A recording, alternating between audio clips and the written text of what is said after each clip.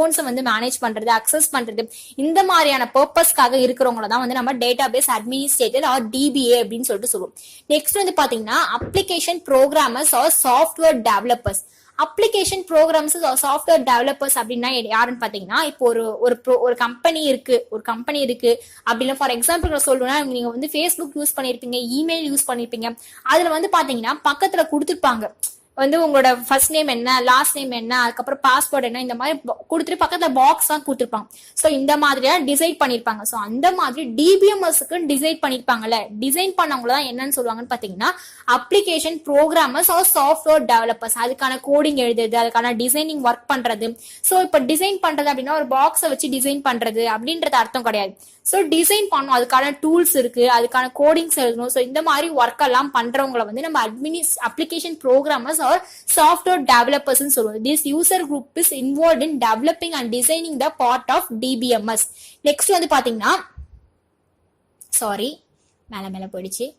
Next வந்து பாத்தீங்கன்னா end யூசரோட work அப்படின்றது என்னன்னு பாத்தீங்கன்னா all modern applications web or mobile store user data. இவங்களோட ஒர்க் என்னன்னு வந்து பாத்தீங்கன்னா, இப்போ நீங்க என்ன மாடர்ன் அப்ளிகேஷன் யூஸ் பண்ணாலும் பரவாயில்ல, வெப்பா இருந்தாலும் சரி, மொபைலா இருந்தாலும் சரி, ஒரு ஸ்டோர் டேட்டாவை ஸ்டோர் பண்றீங்க, அதுக்காக என்ன யூஸ் பண்ணாலும் பரவாயில்ல.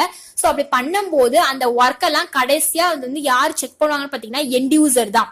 நீங்க ஸ்டோர் பண்ற டேட்டா யார் ஸ்டோர் பண்ணுவா அப்படின்னு பாத்தீங்கன்னா எண்ட் யூசர் தான். Applications R programmed in such a way that they collect user data and store the data on DBMS systems running on their server.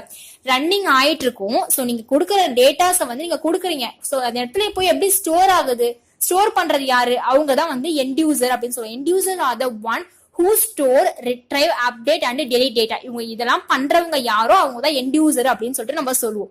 Next வந்து பாத்தீங்கன்னா டேட்டாபேஸ் டிசைனர்ஸ். டேட்டாபேஸ் டிசைனர்ஸ் யாருன்னு பாத்தீங்கன்னா are responsible for identifying the data to be stored in the database, for choosing appropriate structures to represent and store the data. அதுக்கான கரெக்டான place ஆன represent பண்றது, அதுக்கான store datas கரெக்டான வேல எடுத்துட்டு போய் ஸ்டோர் பண்றது டேட்டாபேஸ், இந்த மாதிரி எல்லாம் ஒர்க் பண்றவங்க தான் டேட்டாபேஸ் டிசைனர்ஸ் அப்படின்னு சொல்லிட்டு சொல்லுவோம். ஃபார் எக்ஸாம்பிளுக்கு சொல்லணும்னா, இப்போ வந்து பாத்தீங்கன்னா அட்மிஷன் நம்பர் சொல்லிட்டு கொடுத்திருப்பாங்க ஒரு பாக்ஸ்ல. அதுல வந்து அவங்க ப்ரோக்ராம் எழுதும் போது வந்து பாத்தீங்கன்னா நம்பர்ஸ் மட்டும் தான் அதுல வந்து ஒர்க் ஆகும்னு கொடுத்திருப்பாங்க.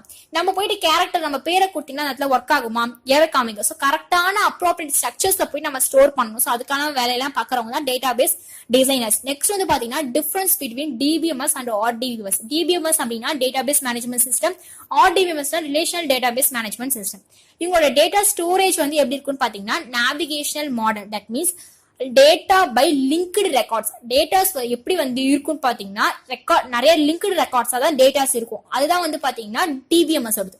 RDBMS வந்து எப்படி இருக்கும் பாத்தீங்கன்னா data in tables as row and column. அப்ப இதுல மட்டும் தான் ரோ அண்ட் காலம் இருக்குமா, அப்ப DBMS எல்லாம் வேற எப்படி ஸ்டோர் ஆகும் அப்படின்னு கேட்டீங்கன்னா, இப்படிதான் டேட்டாஸும் ரோ அண்ட் காலமா தான் ஸ்டோர் ஆகும். பட் அது எல்லாமே லிங்க்டு ரெக்கார்ட்ஸா வந்து ஸ்டோர் ஆகிறது வந்து பாத்தீங்கன்னா DBMS. RDBMS வந்து பாத்தீங்கன்னா கொடுக்குற டேட்டா எல்லாமே டேபிள்ஸ்ல டைரக்டா போய் ஸ்டோர் ஆகுது, அஸ் ரோ அண்ட் காலமா போயிட்டு ஸ்டோர் ஆகுறது. நெக்ஸ்ட் வந்து பாத்தீங்கன்னா டேட்டா ரிடன்டன்சி. இது வந்து பாத்தீங்கன்னா எக்ஸிபிட்டா இருக்கும் டிபிஎம்எஸ்ல, ஆர்டிபிஎம்எஸ்ல வந்து நாட் பிரசன்டா இருக்கும். எக்ஸிபிட்டா இருக்கிறதுனா பாத்தீங்கன்னா அந்த இடத்துல இருக்குது. டேட்டா ரிடன்டன்சினா ஃபர்ஸ்ட் என்னன்னு தெரிஞ்சுக்கோங்க. இப்போ ஒரு 5 நேம் இருக்குன்னு பாத்தீங்கன்னா அதை ரிப்பீட்டடா அந்த அக்கௌண்ட்ல நீங்க எத்தனை தடவை வேணாலும் சேவ் பண்ணிக்கலாம். சோ அதுதான் வந்து பாத்தீங்கன்னா டிபிஎம்எஸ்ல நடக்கிறது. RDBMSல அந்த வேலைக்கே இடம் இல்லை, அந்த மாதிரி எந்த ஒரு விஷயமுமே நடக்காது, நாட் பிரசன்ட்.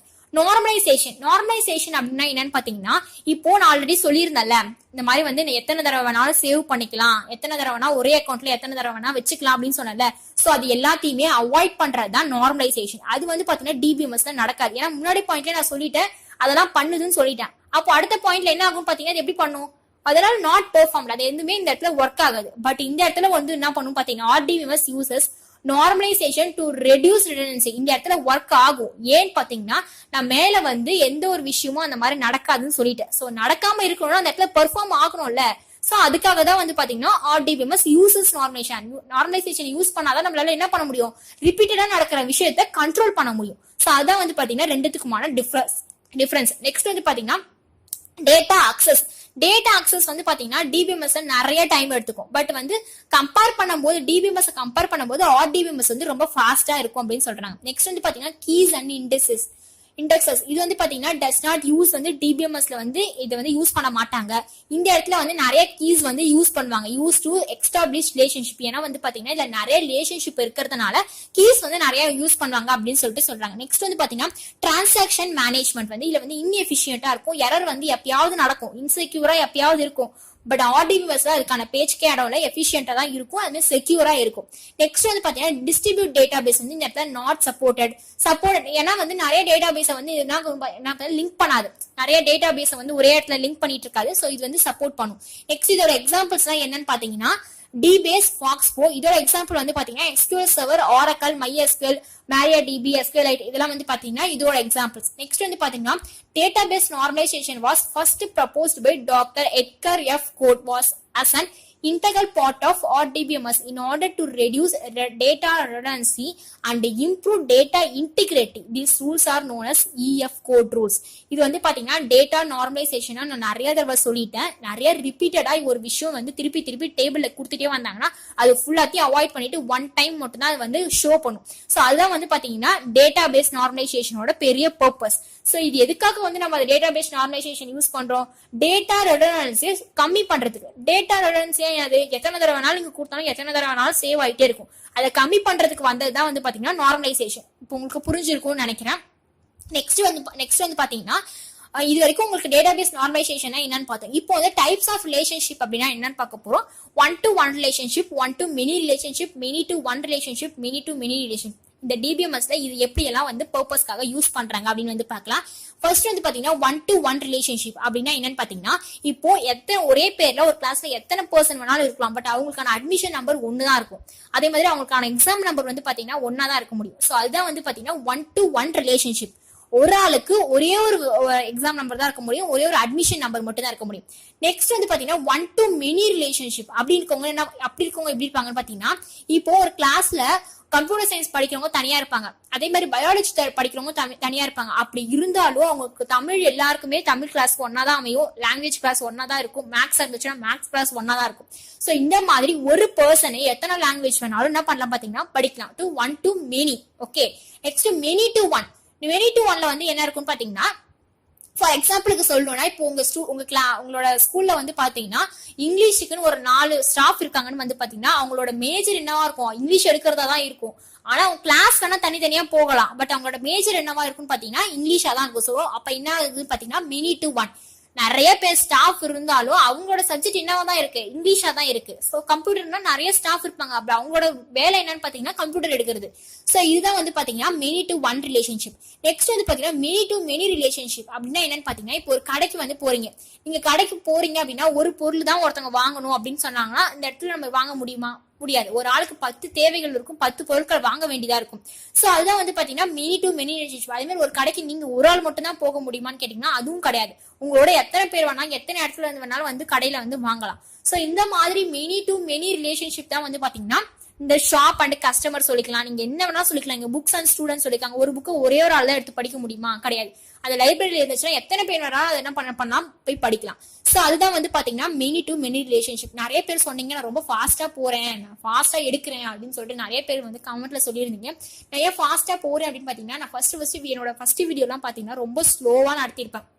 அதுல வந்து நிறைய பேர் கமெண்ட் பண்ணியிருந்தாங்க, உங்களுக்கு வந்து தெரியாதா, டக்கு டக்குன்னு மறந்துடுவீங்களா, உங்களுக்கு வந்து லெசன் எடுக்க தெரியாதா, ஏன் ரொம்ப நிறுத்தி எடுக்கிறீங்க, ஏன் பொறுமையா எடுக்கிறீங்க, ஏன் ரொம்ப ஸ்லோவா பேசுறீங்க, இந்த மாதிரி நிறைய கமெண்ட்ஸ் வந்து நான் ஆரம்பத்துல இருந்து பாத்துட்டு வந்துட்டேன். ஸோ அதனால ஸ்டூடெண்ட்ஸ் அப்படின்னாலே ரொம்ப ஃபாஸ்டா இருக்காங்க இந்த ஜென்ரேஷன்ல. ஸோ அவங்களுக்கு தகுந்த மாதிரி மாறணும் அப்படின்றதுனால தான் நான் ஃபாஸ்டா எடுக்கிறேன். மற்றபடி எந்த ஒரு விஷயமுக்காகவும் நான் ஃபாஸ்டா எடுக்கல. ஸோ ஸ்லோ பண்ணிக்கிறேன்.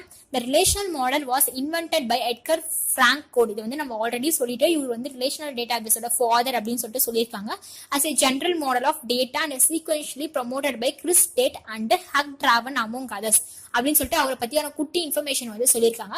நெக்ஸ்ட் நம்ம என்ன பார்க்க போறோம்னு பாத்தீங்கன்னா ரிலேஷனல் அல்ஜிப்ரா இன் டேட்டாபேஸ் மேனேஜ்மெண்ட் சிஸ்டம். அல்ஜிப்ரா அப்படின்னு கேள்விப்பட்டோன்னே மேக்ஸ் தான் நமக்கு ஞாபகம் வரும், எனக்கும் மேக்ஸ் தான் ஞாபகம் வருது.